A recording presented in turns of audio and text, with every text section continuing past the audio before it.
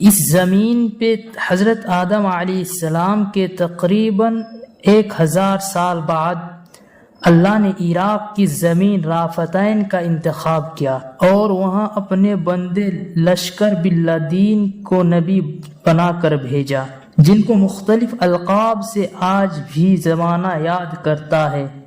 کوئی اللہ کے اس نبی کو غفار کہتا ہے، تو کوئی عبد الجبار، تو کوئی الیاس، تو کوئی کشتی والا نبی، اور کوئی نوح نجی اللہ کہہ کے بلاتا رہتا ہے۔ حضرت نوح علیہ السلام اور حضرت ادریس علیہ السلام کے پرپوتے ہیں، اور حضرت آدم علیہ السلام کے 10ویں پشت میں سے ہے۔ وہ قوم اس وقت دنیا کی بدترین قوم تھی۔ وہاں ظلم کرنا، نفسانی خواہشات پر فخر کرنا، بتوں اور شیطان کی پوجا کرنا عام تھا۔ اللہ کے نبی حضرت نوح علیہ السلام بچپن سے ہی ان کو بار بار سمجھاتے رہتے تھے کہ اس کائنات کا مالک ایک اللہ ہے جس نے ہر ایک چیز کو پیدا کیا۔ نوح علیہ السلام جب اللہ کے دین کی تبلیغ کرتے تھے تو ان کی قوم ان کو اتنی پتھر مارتے تھے کہ وہ پتھروں میں ڈھک جاتے تھے۔ تاریخ نے لکھا تقریباً 950 سال تک آپ تبلیغ کرتے رہے، بار بار پتھر کھاتے رہے، لیکن افسوس سوائے چند غریب اور مساکین کے کوئی بھی آپ پر ایمان نہیں لایا۔ آپ اپنی امت کے لیے اتنا روئے، اتنا گر گرائے کہ آپ کا نام ہی نوح پڑ گیا۔ بس اتنے میں اللہ اپنے نبی پر وحی کرتا ہے کہ اے نوح، اب یہ تیری قوم ہدایت نہیں پائے گی۔ نوح علیہ السلام رو کے اللہ کے دربار میں فریاد کیا کہ یہ اللہ، یہ انسان ظلم کرنے کو مذاق سمجھتے ہیں، ایک دوسرے کے خیال کرنے کو، مدد کرنے کو بزدلی سمجھتے ہیں، تیری عبادت سے منہ موڑتے ہیں۔ یہ اللہ اس میری قوم کو نیست و نابود فرما۔ جیسے ہی یہ نوح علیہ السلام بد دعا کی، اللہ نے پیغام بھجوایا، اے نوح، ایک کشتی تیار کر، عنقریب یہ تیری ظالم قوم نیست و نابود ہو جائے گی۔ بس اللہ وحی کے ذریعے بتاتے گئے، اللہ کے نبی نوح علیہ السلام کشتی بناتے گئے۔ جیسے کہ نوح علیہ السلام ایک پہاڑ پر رہتے تھے، نہ وہاں سمندر تھا اور نہ وہاں کوئی درخت تھے۔ بالآخر اللہ کے نبی نوح علیہ السلام نے درخت اگائے اور اس کے لکڑی سے کشتی کو بنانا شروع کیا۔ آپ لکڑی سے بڑے بڑے تختے بناتے، پھر لوہا لاتے، اس سے کیل بناتے، تختوں کو جوڑ کر اس میں کیل ٹھوکتے گئے۔ تاریخ نے لکھا تقریباً آپ 100 سال تک وہ کشتی بناتے گئے، اور آپ کی قوم روز آپ کے پاس آتے اور ہنستے اور آپ کی توہین کرتے، آپ کو پاگل کہتے۔ نہ تو کوئی دریا ہے نہ سمندر، پھر بھی یہ پاگل کشتی بنا رہا ہے۔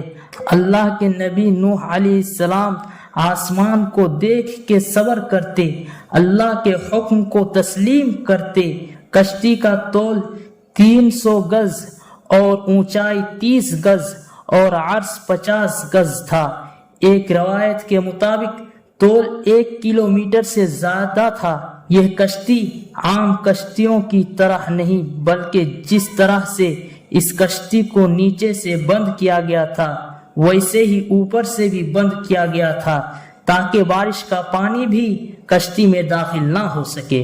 اس کشتی میں الگ الگ 3 درجے بنائے گئے تھے، نچلا درجہ جانوروں کے لیے، بیچ والا انسانوں کے لیے اور اوپر والا پرندوں کے لیے۔ ہر درجے میں ایک ایک دروازہ تھا۔ بس جب کشتی تیار ہو گئی تو اللہ نے فرمایا، اے نوح، اس زمین پر مختلف قسم کے پرندوں اور جانوروں کو اس کشتی میں سوار کرو تاکہ ان مخلوقات کی نسل باقی رہے۔ حضرت نوح علیہ السلام نے مختلف پرندوں اور جانوروں، خواہ ہر وہ چیز جس میں زندگی کے آثار ہیں کشتی میں سوار کرنا شروع کر دیا۔ پھر آپ انسانوں کو کہنے لگے یہ نجات کی کشتی ہے، جو بھی اس کشتی میں آئے گا وہ اللہ کی امان میں ہوگا۔ پوری قوم ہنستی رہی۔ تاریخ نے لکھا آپ کے ساتھ تھوڑی سی ہی لوگ تھے، جن کی تعداد بعض کتابوں میں 80 بتائی گئی ہے، جن میں آپ کے 3 فرزند اور ان کی بیویاں بھی موجود تھی۔ اللہ نے اپنی نبی نوح علیہ السلام سے کہا ان قریب تندور سے پانی ابلے گا اور پوری قوم کو ڈبو دے گا۔ اس بات کو سن کے قوم نوح ہنس رہی تھی کہ اتنی دیر میں تندور سے پانی ابلنے لگا۔ لوگ اس پانی کو دیکھنے کے لیے دور دور سے آتے، ہنستے، لیکن کچھ دیر میں ان کی ہنسی خاموشی میں بدل گئی، کیونکہ وہ پانی اتنا بڑھتا گیا کہ ان کے گھر ڈوب گئے۔ بارش بھی برس رہی تھی۔ وہ کافر یہ سمجھتے تھے کہ یہ طوفان کچھ دیر کا طوفان ہے، تو وہ اونچے اونچے پہاڑ کی طرف جانے لگے۔ ان کافروں میں اللہ کے نبی نوح علیہ السلام کے بیٹے بھی شامل تھا۔ جیسے ہی نوح علیہ السلام نے اپنے بیٹے کو دیکھا کافروں کے ساتھ میں پہاڑ میں چڑھ رہے ہیں، تو آپ نے دور سے آواز دی اے کنعان، نجات کی کشتی میں آ جاؤ۔ تو کنعان اور ان کی ماں بولی ہم تھوڑی ہی دیر میں پہاڑ کی چوٹی میں پہنچ جائیں گے اور پانی وہاں تک نہیں پہنچے گی۔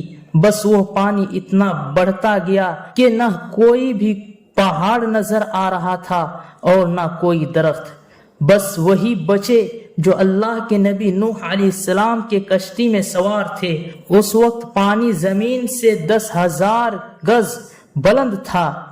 مسلسل پانی بڑھتا رہا، چڑھتا رہا۔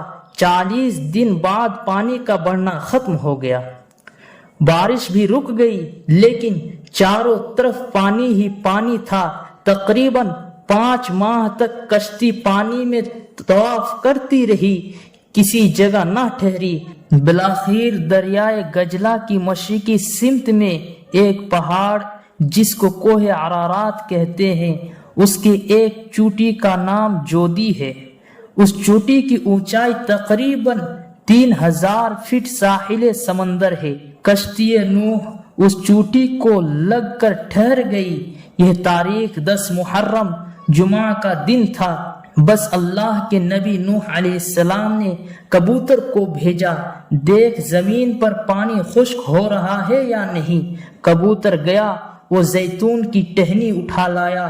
اللہ کے نبی نوح علیہ السلام اللہ کا شکر ادا کیا اور یوں رفتہ رفتہ پانی کم ہوتا گیا۔ آپ اور آپ کے جماعت تقریباً 5 ماہ تک جودی پہاڑ میں ٹھہرے۔ آپ نے تمام پرندوں اور جانوروں کو آزاد کیا۔ اس پہاڑ پہ اللہ کا شکر کرتے رہے، ذکر کرتے رہے، دنیا کو پھر سے آباد کرنے کی سوچ میں مگن ہو رہے۔ تاریخ نے لکھا آپ کا ایک بیٹے شام جس سے عربی نسل چلی اور دوسرے بیٹے حام جن سے سوڈانی نسل چلی اور یافت جن سے ترکی کی نسل چلی، اور یوں آپ اور آپ کے اولاد نے دنیا کو پھر سے آباد کرنے کا فیصلہ کر لیا۔ تقریباً 60 سال بعد اللہ کے نبی نوح علیہ السلام اس فانی جہان سے دار البقاء کی طرف کوچ کر گئی۔ اللہ نے فرمایا کشتی نوح کو ہم آنے والے نسل کے لیے عبرت کا نشان ٹھہرائیں گے۔ تحقیق کرنے والوں نے بتایا کہ کشتی نوح کے واقعات مشرقی ترکی کو واقع کوہ عرارات پر ملی۔ یہ کشتی ویسے ہی ہے جیسے اللہ کے نبی نوح علیہ السلام نے بنائی تھی۔ سلام ہو انسان کے نسل کو پھر سے زندگی دینے والے اللہ کے نبی نوح نجی اللہ پر۔